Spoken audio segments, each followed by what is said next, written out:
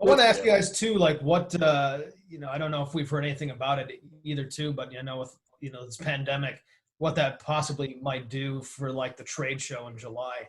I don't know if anybody's heard anything about it, if that's in. Nothing's been, no decision's been made yet, but I believe that they're going to have to make a decision in the next few weeks.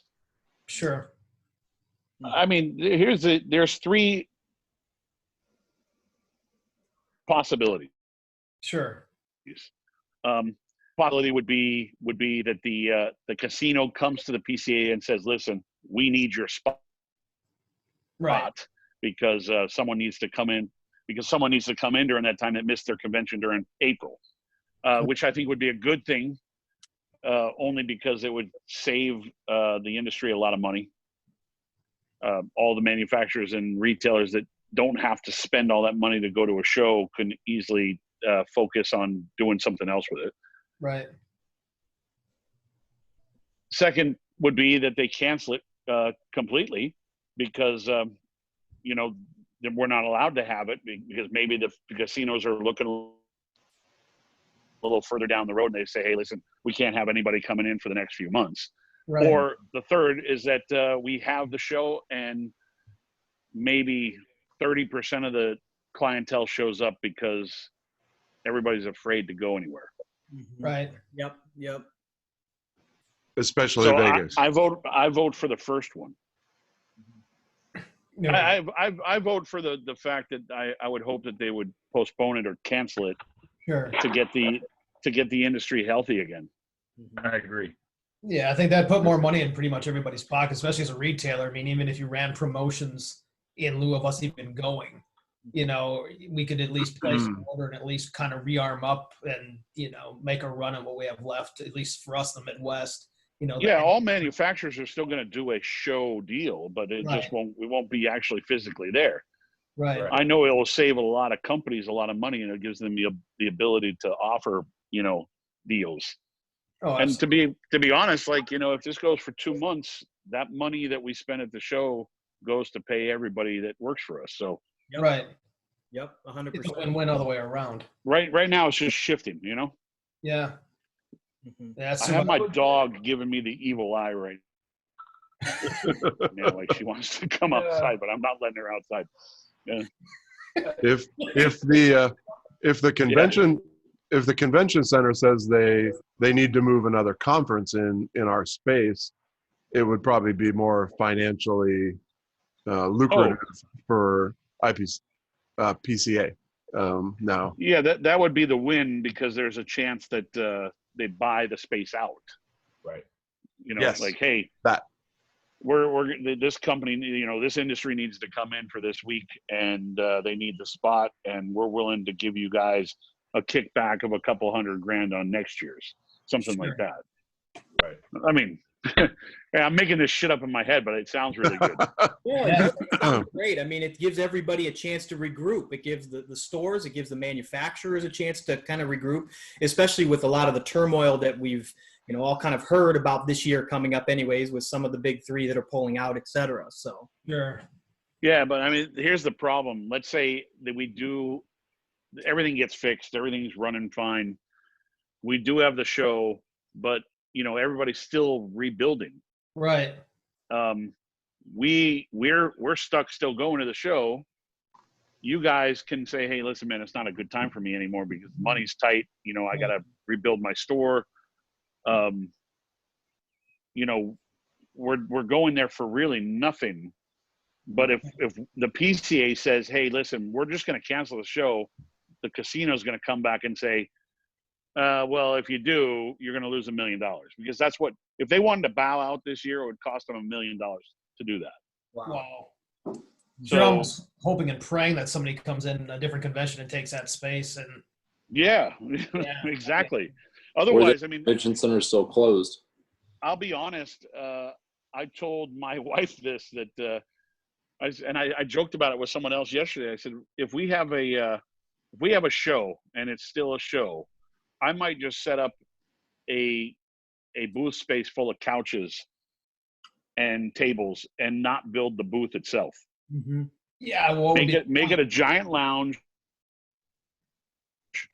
and that's it. $1,000 we have to spend to put that booth up is not potentially not going to be worth it if 30% of the people that normally come only come, and shit, the people that actually come to the trade show right now is only 30% of the retailers. And the guys that would come to that time frame too would be the guys that already really know your product. The only stuff that would have to be out there really would be like a pamphlet you could get away with is like the stuff that's potentially new or up and coming. One of the things, Pete, I was going to ask. Yeah, we have cigars. Yeah, we have cigars ready for the show. We actually have cigars that are made specifically for the show to raise money towards legislation. So instead of doing like the TAA thing, which we normally do, which we are doing this year, I'm actually doing something for the PCA, but the money that I'm doing there will actually be raised to go towards the fund, the lawsuit. Sure. So Can you give a since this is Tobacco Grove, can you give a TAA update as well on the cigar itself? Yeah, the cigars are leaving Saturday, so tomorrow. Sure. From Nicaragua. If all goes right with customs and they don't delay the container for 4 or 5 days like they did last week or last container, we should see it by the end of the week. And this is I'm probably just going to have everything shipped from Miami directly. And this is going to be the wrapper on this is going to be the Kappa wrapper on this? Yeah, the Sumatra, yeah. Nice. That'll be nice. Yeah, it's the same size as the TAA 11. Okay. Well, all the TAAs attached. Because since it's the 10-year anniversary. What's that? I said all the TAA releases have been phenomenal that have come through you guys. So. Yeah, this new one's great, man. It's the same size as the original size, the 11 size, which is 5 5/8 by 54, box pressed. Sure.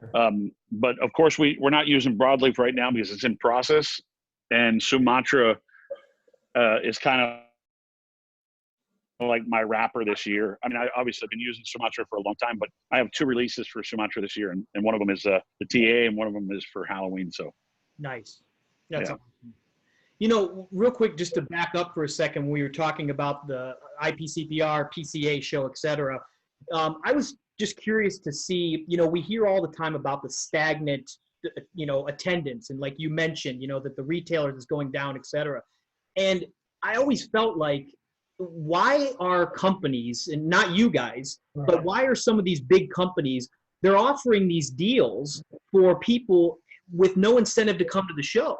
And at least, if you're going to do that, if you're going to offer me as a retailer some type of deal, let's say you're saying, hey, we're going to give everybody 5% off for the month of July, but come to the show and it's 15% off. Make it incentive.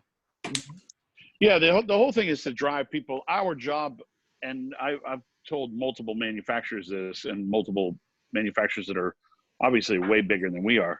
I said, our job is to drive people to that show. We can't blame it on the retailers not coming. Mm-hmm. Our job is to make it interesting for them to want to come. Right. Like, there's a lot of backwards thinking in this industry where like people start blaming, the other side of the alley. Well, the reality is that we have to make it interesting to bring people there. So that's why we're doing PCA only cigars. So if you come to the show, you have access to that cigar. And if you don't, you're not going to get it because the quantities are small and I want them to be special. So it'd be very much like we do with the TAA, but next year with the TAA, I'm actually reducing the quantity probably to a third of what I did this year. Wow. So I'm really spreading it out and giving, both shows the opportunity to have something special. I don't know. I can tell you straight up that Tatuaje has given close to $300,000 back to the TAA in the last 10 years. And I know this is going to be live eventually, or you're going to put it up there.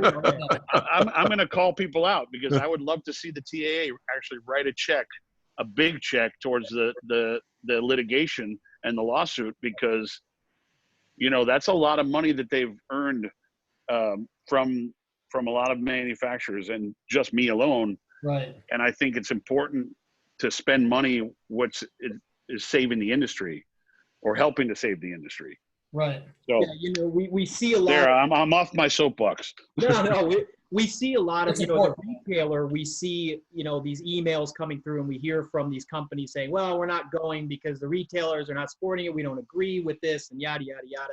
It costs us all this money. But as a retailer, you sit back and you go, okay, so let's say you, the big company, you're not coming to it. What are you going to change in the meantime to help benefit the brick and mortar stores? Right. And Yeah. honestly, Pete, at this point, with the exception of maybe one company, I haven't seen anything yet. Okay. And then on the flip side, I see companies like what you're doing or what Fuente is doing, where they're saying, hey, we're going to do something special for the PCA show. And I think that's awesome. That's phenomenal. That's exactly what we need.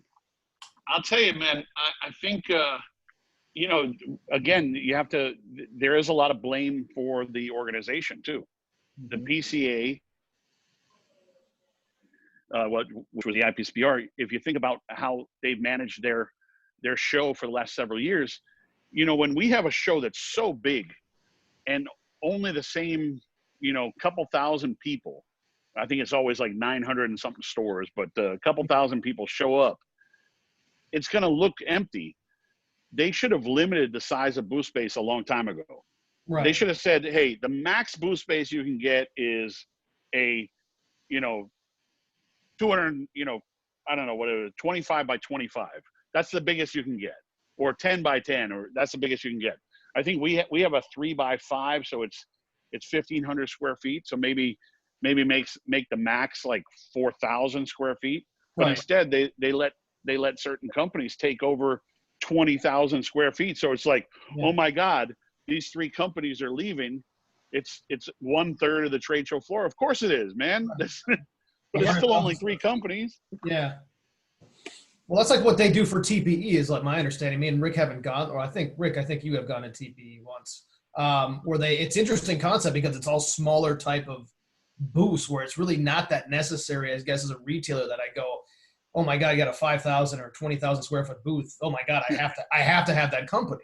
And at a fraction of the cost as IPCPR. Exactly. But everybody's on the same level. It's what do you do differently as a company, or what do you offer differently that really I mean, allows the retailer to carry. the TPE has different size booths. We choose to do 1 booth there. I know some people do 2. Like I think Oliva Cigar only does like 2. Drew Estates does like 6 maybe. So it's not like, you know, compared to like their, you know, 200 that they use at the PCA, it's like they get 6 for the TPE. Sure. So their expenditure is way low. The trade show floor for the TPE can't support the big booths that we have. That's the one thing. Mm-hmm. But yeah, it's always been that trouble of like, hey, let's make it bigger. And the bigger it is, the better it's going to be. Well, the Right. bigger it is, the more empty it's going to be because the same amount of people show up no matter what.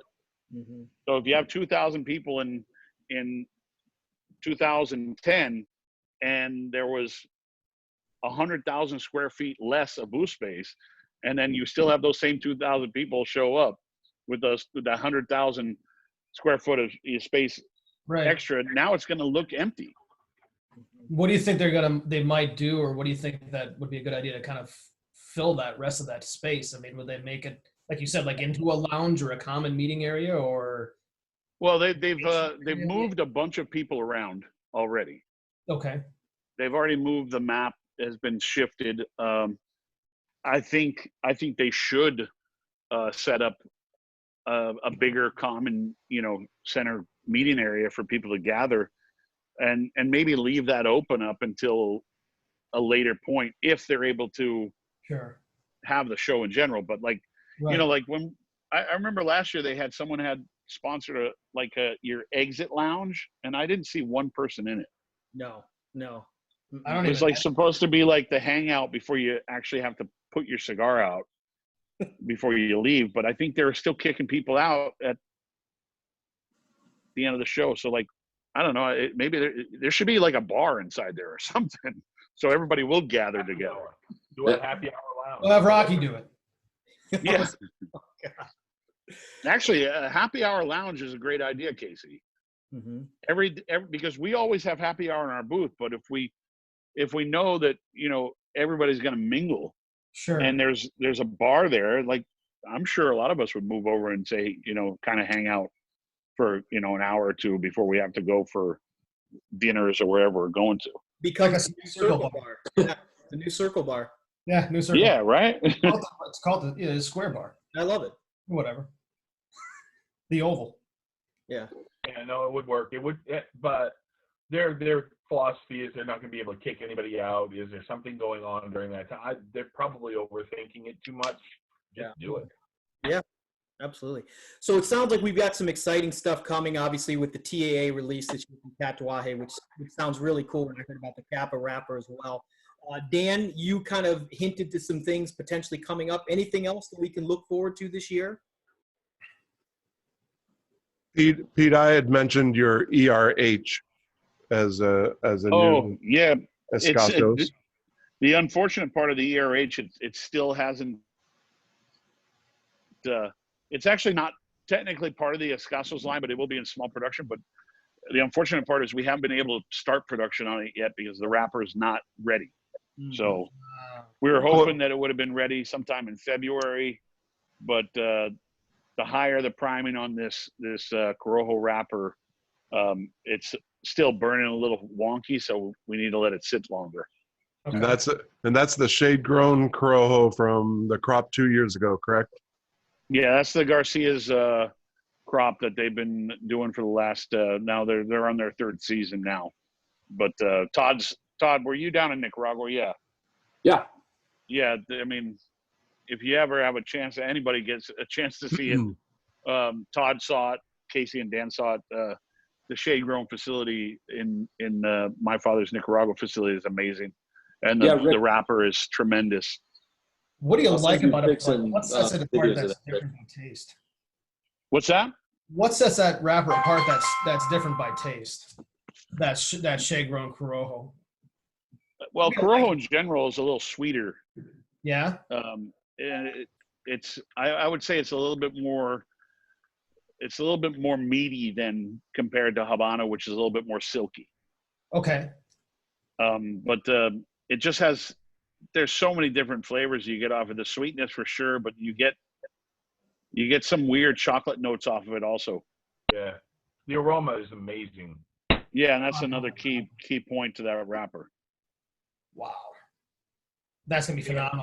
So that's going to be pushed. That's pushed for a little bit, but we're doing 2 black labels for the PCA cigar that you can only buy at the show or during whatever that time when we have whatever we have going on. Sure. We have a atelier. I don't know if Casey and Dan mentioned this. We have an atelier, which is at the original atelier 3 sizes, but in a higher priming. That are just smoking amazing. So we decided to kind of simplify that line a little bit and do, the traditional original 3, but then do the original 3 again, but with the higher priming, more of that oscuro, rosado oscuro color on the wrapper. So it gives you a lot more richness to the flavor, a lot more mouthfeel, Sure. but still has that lighter strength level or that medium strength level. So it's more flavor than strength. That's awesome. Yeah. What brought about talk real quick about, because we're going to wrap up in a minute, but talk real quick about the Mexican experiment and then the ME2 and the differences, because we have people all the time that say to us, well, what's the difference between the two of them? And but you explain it in your own words. It's strength. Honestly, when I put together the ME1, years ago, the ME1 was its own thing, and everything was fine about it. It was at the moment I really enjoyed it, but when I put together again, I thought it was really good, but I thought it was missing something. Sure. And instead of just limiting it to one release, I decided, you know what, let's let's come out with a second version of it. And I just made the second version a little bit stronger to make it pop a little bit. And they're both great blends, but they're uniquely different because of strength level.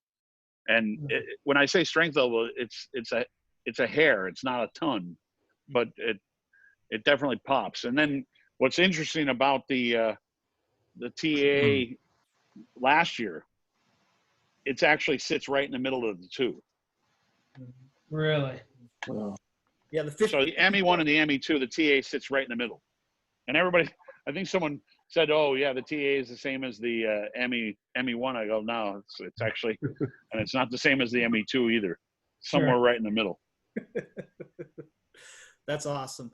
Well, listen, guys, I can't thank you guys enough for jumping on this here. This was only supposed to be with Dan. He surprises us with Casey, and then all of a sudden we get Pete on here. This has been phenomenal. So You're welcome. Thank you very much. Oh, hey, real quick before you go, I don't know if these guys mentioned it, but Kawai Wan, the brand Kawai Wan, turns 15 years old this year.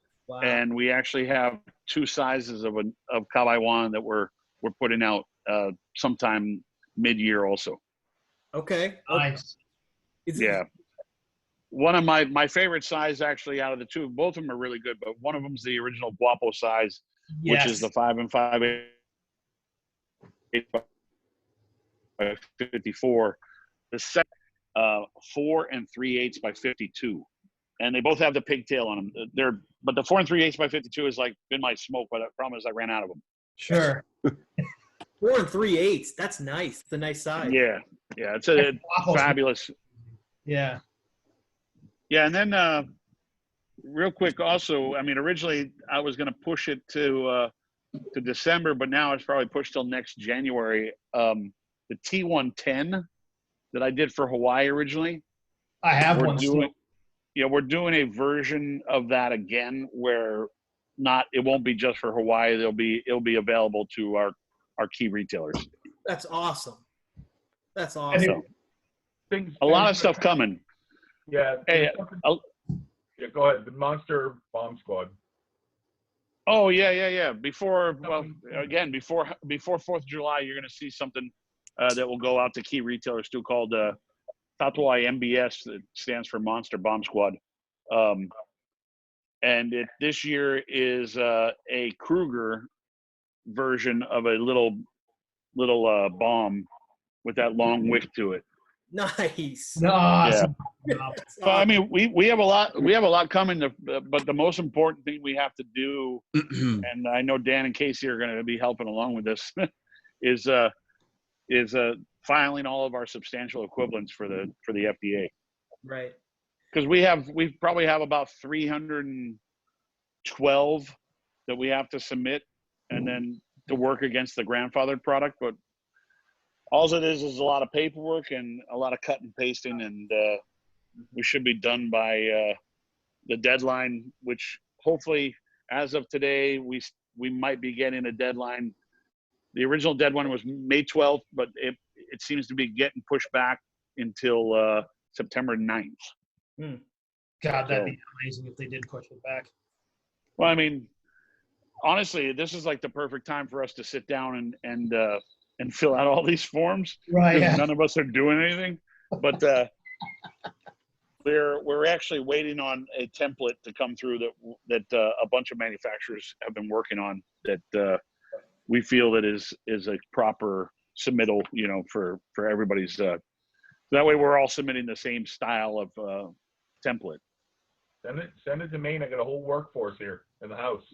A lot of data entry, Casey. Oh, my daughter, my son, my wife. Why not? Well, I'll trust your daughter and your wife, but maybe not you or your son. Oh, no, wow. Oh, we're having a Cuomo moment here. Johnson versus Johnson instead of Cuomo versus Cuomo. Banana hand.